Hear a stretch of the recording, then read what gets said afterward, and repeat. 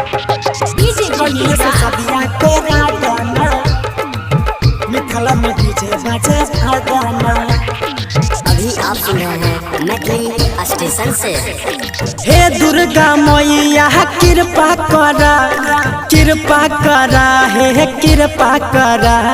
हे दुर्गा मैया दुआ करा, दुआ करा, हे दुआ करा। रनिया से सदिया करा दाना मिथिला में डीजे बजा गाना। रनिया से सदिया करा दाना मिथिला में डीजे बजा गाना। हे दुर्गा मैया कृपा करा, कृपा करा, हे कृपा करा। हे दुर्गा मैया दुआ करा, दुआ करा, हे दुआ करा। रनिया से सदिया करा दाना मिथिला में डीजे बजा गाना। रनिया से सदिया करा दाना मिथिला में डीजे बजा गाना। पीएसपी मनोरंजन फिल्म विधान बाजार समस्तीपुर, विधान बाजार Samastipur. Music director DJ Mithila में डीजे बजा गाना। रनिया से सदिया करा दाना मिथिला में डीजे बजा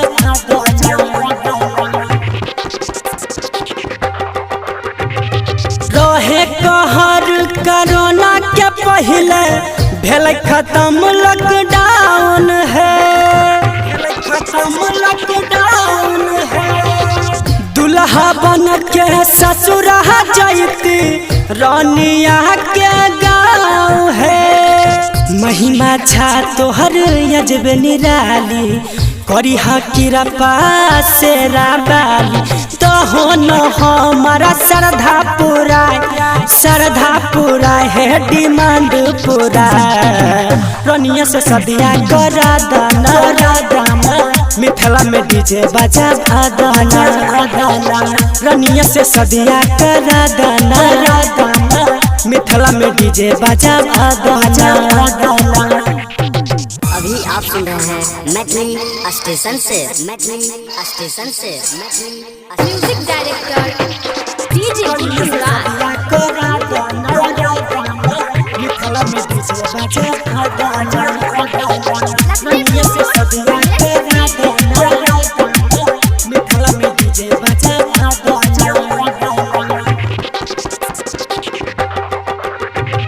छौरा सुमितवा पे करी हाथ कृपा कनिया दिहा झकास है, कनिया दिहा झकास है। लभे के चक्कर में सुना है मैया कल कई मैटर कपास है। विक्रम बेदरा दी विनती करई छा तोरे पर विश्वास करई छा।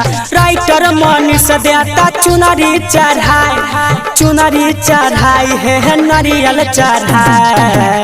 रनिया से सदिया करा दाना मिथिला में डीजे बजा गाना। रनिया से सदिया करा दाना मिथिला में डीजे बजा गाना। पीएसपी मनोरंजन फिल्म विधान बाजार समस्तीपुर।